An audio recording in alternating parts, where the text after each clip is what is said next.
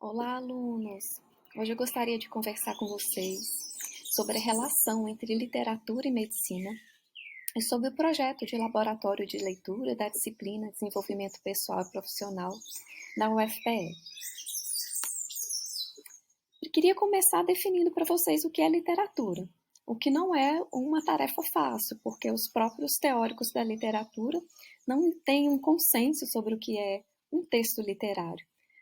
Não se chega a uma conclusão de quem deve definir se esse texto é literário ou não. É o autor que o escreve, é o leitor. Seria, então, o tempo, né, que vai consagrando aquela obra como uma obra de importância clássica, né, que realmente reconhecendo seu valor literário.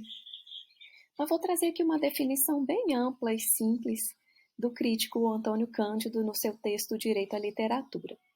Ele diz que literatura seriam todas as criações de toque poético, ficcional ou dramático, desde o que chamamos de folclore, lendas, xistes, até as formas mais complexas e difíceis da produção da escrita das grandes civilizações. Uma grande característica, então, num texto literário é o uso da linguagem por meio artístico. O que se preza mais num texto literário, diferentemente da linguagem no seu uso cotidiano ou num texto técnico, não é simplesmente passar uma informação, comunicar uma ideia, uma informação. É o uso da linguagem como arte, priorizando a beleza, a estética, uma forma não usual, diferente da linguagem, uma forma criativa do uso da linguagem. A literatura também é considerada uma necessidade humana, porque desde o início das civilizações, a expressão literária está presente na história da humanidade. Então, é visto que é uma forma de expressão necessária ao ser humano. Isso por quê, né? Qual seria, então, essa função da literatura? Moacir Scliar, que é um escritor, médico, ele diz que contar e ouvir histórias é fundamental para os seres humanos, parte de nosso genoma, por assim dizer. Sob a forma de mitos, as histórias proporcionam e proporcionaram explicações para as coisas que aparecem, ou podem parecer misteriosas. De onde veio o mundo, de onde surgiram as criaturas que o habitam, o que acontece com o sol quando ele se põe. Mitos e histórias proporcionam explicações que, mesmo fantasiosas, ou exatamente por serem fantasiosas, acalmam nossa ansiedade. Então, uma das funções da literatura ao longo da história da humanidade são oferecer explicações, né? Mitos, lendas, histórias de como o mundo foi criado, como surgiu o homem, né? Cada civilização tem aí suas histórias que explicam e assim vai também outros mistérios da vida. Outra função, explica aqui Hildo Corson no seu livro Letramento Literário, é que a experiência literária não só permite saber da vida por meio da experiência do outro, como também vivenciar essa experiência. A literatura, então, teria essa função de tanto conhecer outras realidades, experiências, né, localidades, culturas, pessoas, experiências humanas, como também de você, de certa forma, vivenciar um pouco essas outras realidades. Leandro Carnal diz que retrata aqui uma experiência de leitura. Percebia-me atônito, feliz, impactado, e algumas vezes mudo entre lágrimas. As ideias haviam mudado de lugar. Fechado o livro, eu era outro. Tinha sentimentos variados como raiva, amor, emoção. Uma parte minha se debelava porque o escritor genial me arrancara de um nicho e me jogara ao vazio, ironizando minha percepção rasa de existência. Outra parte pensava que a vida valia a pena por ter chegado consciente ao momento daquele livro nas minhas mãos. Então, nesse retrato aqui, né, de experiência de leitura, ele explica o quanto uma leitura pode ser muito impactante por ter essa capacidade de mobilizar emoções muito grande. Então, faz a pessoa recorrer a várias memórias de experiências vividas, mobilizar várias emoções ali quiescentes, né, nesse indivíduo. Então, uma outra função da literatura seria essa movimentação aí da vida sentimental e das recordações, inclusive com o potencial da pessoa reorganizar essas memórias e essas emoções. Ricardo Azevedo, no seu livro Formação de Leitores e Razões para a Literatura, explica que uma outra função da literatura seria ela conseguir dar palavras para situações e vivências e emoções muito subjetivas, muitas vezes contraditórias, ambíguas, em que o ser humano experimenta. Então, um leitor habitual com certeza já deve ter experimentado isso. Se você encontra num texto, num poema, né, numa história ficcional, muitas vezes uma tradução muito melhor de uma vivência sua, ou de uma experiência, ou de uma emoção, em que você não conseguia definir isso, nunca tinha encontrado a descrição tão bem feita dessa vivência em outros textos de outras naturezas, textos técnicos, né, ou textos cotidianos. Então, uma outra função da literatura é essa, de conseguir traduzir o subjetivo. Então, a gente vai encontrar na literatura uma diversidade aí de experiências humanas, como coloca Ricardo Azevedo aqui, as paixões, as emoções humanas, a busca do autoconhecimento, a tentativa de compreender nossa identidade, a construção da voz pessoal, as inúmeras dificuldades em interpretar o outro, as utopias individuais, as utopias coletivas, a mortalidade, a sexualidade, a sempre complicada distinção entre a realidade e a fantasia, a temporalidade, a enfermidade, as inúmeras e intricadas questões éticas, a experiência de diferentes pontos de vista válidos sobre o mesmo assunto e etc. E, por fim, Antônio Cândido conclui muito bem, no texto que eu já citei no início, que a literatura corresponde a uma necessidade universal e que deve ser satisfeita sob a pena de mutilar a personalidade, porque pelo fato de dar forma aos sentimentos e à visão do mundo, ela nos organiza, nos liberta do caos e, portanto, nos humaniza. É muito forte essa afirmação de Antônio Cândido, né? Como a literatura como uma necessidade e que, inclusive, deve ser satisfeita, é um direito humano, o acesso à literatura, né? Poder apreciar a literatura e se beneficiar de todas essas funções que ela nos traz. Agora, uma pergunta que me inquietou e que eu me questionava e fui tentar encontrar respostas. Bem, e se a literatura, né, já é tão bem explicado que ela tem inúmeras funções na vida do indivíduo, né? Está bem estabelecido que ela é uma necessidade assim humana. Será que a literatura poderia ser útil na formação médica? Ajudar um médico a ser melhor na sua prática, na sua relação com o doente, né? Na sua vida profissional também, não só pessoal? Isso era uma pergunta que me, me inquietava, hoje em dia ainda me inquieta, sempre gosto de ver respostas a essa pergunta, mas consegui achar alguns estudos e pessoas que também tinham essa pergunta e que me trouxeram algumas respostas e que eu vou compartilhar com vocês.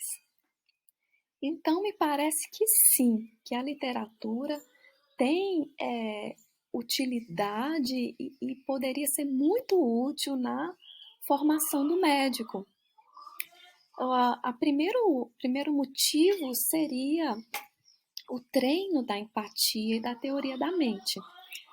A empatia é muito importante na prática médica, porque para se ter uma boa resposta aí às demandas dos doentes, você conseguir ter empatia, né? Conseguir se colocar no local do outro, né? Conseguir perceber esse estado mental do outro, você conseguir treinar, né, a inferência do estado mental, conseguir captar esse estado mental e essa vivência do outro, que é a teoria da mente, é extremamente importante para a prática médica e para uma boa relação médico-paciente.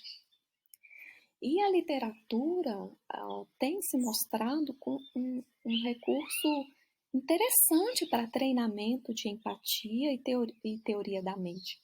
Porque através da leitura, de você entrar em contato com as narrativas de experiências né, dos personagens, das histórias ficcionais, você treina essa capacidade de inferir estado mental. O que será que essa personagem está planejando, está pensando? O que será que ele está sentindo? O que será que vai vir depois? O que será que ele vai fazer? Ou até mesmo de se colocar no local daquele personagem ficcional.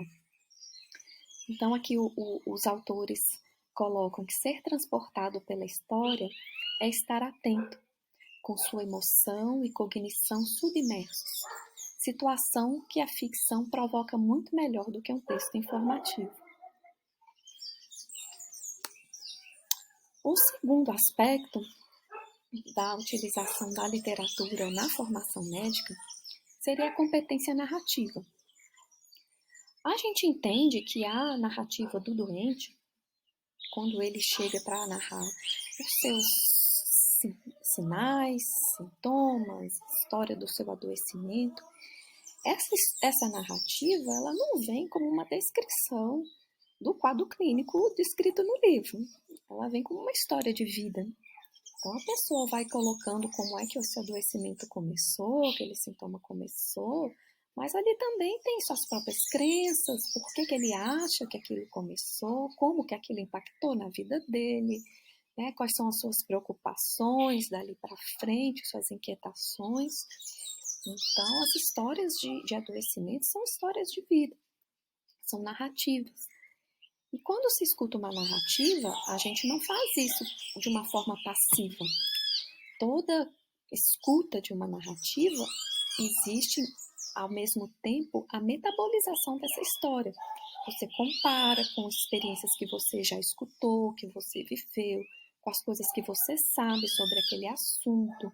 Você vai interpretando, você vai construindo sentido, para assim você poder responder àquela história que você está escutando.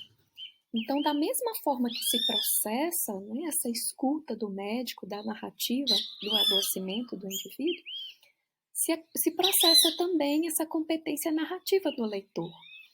Então, Rita Charon, professora da Universidade de Colômbia, inclusive deu um nome a uma área de prática e de estudo em que se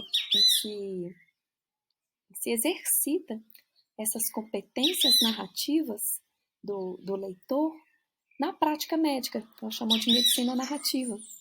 Então, é onde se pratica, se estuda, né, a prática médica com essa capacidade de reconhecer, absorver, metabolizar, interpretar e ser movido por histórias. Inclusive, medicina narrativa é uma disciplina em várias faculdades pelo mundo, faculdades de medicina. Outro aspecto importante da literatura na formação médica é o treino de autorreflexão. Autorreflexão é outra habilidade importante para o dia a dia do médico, conseguir pensar, né? Como é que tem sido sua prática, como é que tem sido, qual é o seu papel no mundo, né? Como é que você está nessa sua prática diária, refletir sobre os dilemas, as questões éticas a serem tomadas decisão. Então, essa capacidade de estar em constante autorreflexão é muito importante na prática médica. E essa capacidade de se colocar a pensar, né, no dia a dia, nas suas ações, parece ser promovido pela leitura literária. M. Coupan coloca aqui que existe alguns fatores do texto, algumas características do texto literário que fazem a pessoa se colocar nessa postura de autorreflexão. Ela diz que a complexidade do texto literário, fator que exige disposição e empenho para a compreensão, o tempo contemplativo que se passa na leitura literária e o efeito da desfamiliarização, que essa linguagem, não na sua forma usual, né, se prioriza, como expliquei, o belo, a estética, a criatividade. Então, você pode ler um assunto muito banal, cotidiano, só que no texto literário vai ter aquela estranheza da forma com que o autor descreveu aquela situação tão banal e tão cotidiana. Então, isso dá esse efeito que eles chamam de desfamiliarização. Então, esses seriam fatores favoráveis à promoção da autorreflexão. Bem, então, eu consigo concluir também, assim como Moacir Scliar, que obras literárias importantes deveriam figurar o currículo médico, junto com Cécio e o Harrison. Então, aqui é a nossa proposta, então, de leitura literária na disciplina DPP, em assuntos que são assuntos correlacionados à disciplina DPP, né, 1, 2 e 3, em que a gente trabalha formação da personalidade, os aspectos psíquicos do indivíduo, o ciclo da vida, relação médico-paciente, questões de reações ao adoecer, o autocuidado necessário ao médico. Então, eu fiz aqui uma breve compilação de sugestões de leitura relacionada, então, a alguns desses assuntos. Começando aqui sobre psicologia do ciclo da vida. Essa é uma área muito interessante de ser conhecida pelo médico, de quais são, né, a depender da etapa da vida, as principais vivências, as principais vulnerabilidades daquela época da vida, as principais também potencialidades que estão ali a serem desenvolvidas. Então, isso pode tornar mais fácil você compreender quais são as possíveis vivências, né, que estão ocorrendo ali naquela etapa da vida. Então, aqui algumas sugestões de livro em que se fala sobre a infância. Miguelin, de Guimarães Rosa, né, é uma narrativa aí da história de um garoto, né, em crescimento, em formação e suas vivências. É um livro muito lindo. E esses dois livros de Walter Hugo Mãe, esse português que tem assim, uma sensibilidade muito grande para as questões humanas e também para as vivências da infância, né? Então, são livros narrados aqui na voz de uma criança. Paraíso são os outros e As Mais Belas Coisas do Mundo, que inclusive é autobiográfico, mostrando o convívio dele com seu avô e o quanto foi importante os ensinamentos assim desse avô para a vida dele. Aqui uma sugestão de leitura sobre a adolescência, O Pequeno Herói, do Dostoiévski. É um livro bem leve, tá? É pequeno e leve, mostrando então esse despertar para a vida afetiva, para os romances, a inserção na sociedade do indivíduo na chegada da adolescência. Livro para refletir sobre o feminino, né, e seus principais dilemas aí da vida adulta da mulher. Então, as poesias de Kupi Kaur, todos os livros dela são belíssimos, né, mostrando a vulnerabilidade da mulher, vulnerabilidade à violência, ao abuso sexual, e ao mesmo tempo toda a capacidade de se refazer, né, de se regenerar que a mulher tem. Um livro para falar da maternidade, esse é um livro pequenininho, ilustrado, de uma crônica de Cris Guerra, e com ilustrações bem lindas para mostrar essa complexidade do que é se tornar mãe, né? Tão difícil de ser traduzida num texto técnico, a gente precisa bastante de arte para poder alcançar o que seja essa vivência. Um livro que trata do envelhecer, do que é, né, essa chegada de limitações, essa perda de autonomia, esse medo da morte, né, toda essa mudança de vida que o envelhecimento traz. Homem Comum, de Philip Roth. Livros para refletir sobre o adoecer, a proximidade da morte, relação médico-paciente. A Metamorfose, de Franz Kafka, eu sei que muitos já leram, muitos leem na escola esse livro, mas eu proponho uma leitura aí, pensando nessa metamorfose como uma metáfora para o adoecimento. E então essa releitura com esse olhar traz algumas reflexões interessantes. Um livro indispensável a todo estudante de medicina é A Morte de Ivan Ilitch, de Tolstói. Como venho frisando, um texto técnico não vai conseguir fazer a gente alcançar o que seja essa vivência, né, de ter um adoecimento grave, crônico, de você ver né, essa proximidade da morte chegando e todas as reações emocionais que isso causa. Então, Tolstói consegue fazer muito brilhantemente aqui nesse livro. Então, eu acho que ele é indispensável. Livros para refletir a relação médico-paciente, a relação do médico consigo mesmo. A Peste, de Camus, né, é muito interessante para ver essa postura do Dr. Rie, cuidando aí da cidade de Oran durante a peste, todas as suas reflexões, né, de sentido da morte, sentido do seu trabalho, essa construção de sentido que ele dá para a atividade dele. Anotações de um jovem médico, de Mikhail Bulgakov, difícil pronunciar. E então algumas crônicas, né, e parece ser baseada na sua própria experiência, que ele foi médico e abandonou a medicina para ser escritor.